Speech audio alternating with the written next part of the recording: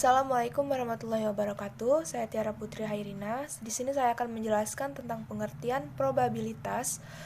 Di sini probabilitas ini didefinisikan sebagai peluang atau kemungkinan dari suatu kejadian, suatu ukuran tentang kemungkinan atau derajat ketidakpastian suatu peristiwa atau event yang akan terjadi di masa yang akan datang. Rentang probabilitas sebuah peristiwa adalah 1, maka peristiwa tersebut pasti terjadi.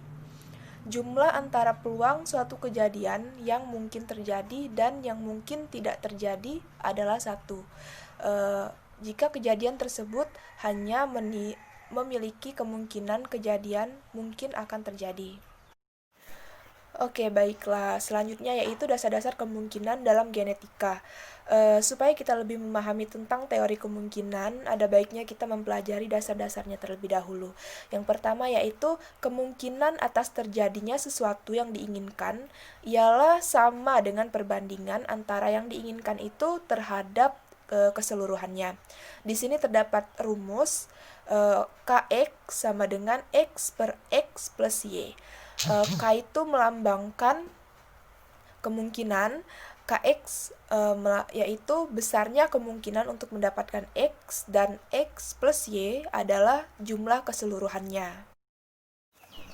Baiklah, di sini terdapat salah satu contoh, yaitu jika kita melempar sebuah dadu, berapa kemungkinan akan mendapatkan angka 6?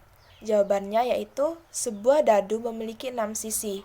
Masing-masing sisi diberi angka 1 sampai angka 6. Jadi hanya ada 1 angka 6 pada sisi dadu tersebut.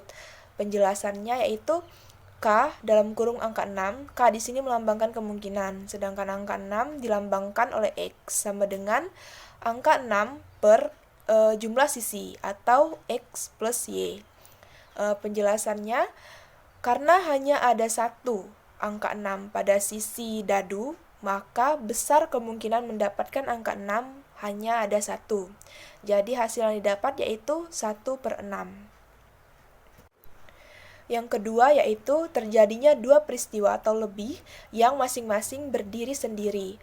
Hal ini dimaksudkan bahwa sama dengan hal perkalian dari besarnya kemungkinan untuk peristiwa tersebut. Terdapat rumus K dalam kurung X plus Y sama dengan Kx plus Ky. Contohnya yaitu jika kita melakukan tos dengan 2 logam bersama-sama, satu tangan kiri dan satu tangan kanan, berapa kemungkinan akan mendapatkan kepala pada uang logam tersebut? Jawabannya yaitu K dalam kurung kepala sama dengan setengah. Berarti K dalam kurung kepala plus kepala sama dengan setengah plus setengah sama dengan 1 per 4. Baiklah, saya akan melanjutkan materi dari saudari Tiara, yaitu penggunaan rumus binomium A ditambah BN. Untuk mencapai kemungkinan, biasanya dapat ditempuh jalan yang lebih mudah, yaitu dengan menggunakan rumus binomium A ditambah BN. Di sini, A dan B merupakan kejadian peristiwa yang terpisah, sedangkan N menyatakan banyaknya percobaan. Misal, contohnya, itu ketika melakukan tos dengan 3 uang logam bersama-sama. Berapa kemungkinan kita akan mendapatkan 1 kepala dan 2 ekor pada ketiga uang logam. Nah, jadi jawabannya itu karena kegunaan 3 uang logam tentunya N sama dengan 3. Di muka telah diketahui bahwa di waktu melakukan tos dengan sebuah uang logam, kemungkinan untuk mendapatkan kepala adalah sama besarnya dengan kemungkinan untuk mendapatkan ekor, yaitu setengah. Baiklah, di sini saya akan melanjutkan materi dari LK Aprianti. Baiklah, di sini saya akan menjelaskan tentang suatu uji untuk menguji kesesuaian suatu data pengamatan dengan data yang diharapkan melalui uji yang dinamakan chi-square. Uji chi-square itu mengasumsi bahwa karakter-karakter itu adalah dominan atau resesif, kemudian terjadi segregasi, berpadu bebas, dan pembuahan bersifat acak. Maka dapat dirumuskan C square X kuadrat sama dengan sigma buka kurung O dikurang E tutup kurung lalu dikuadratkan dibagi dengan E, di mana O itu pengamatan, E itu harapan.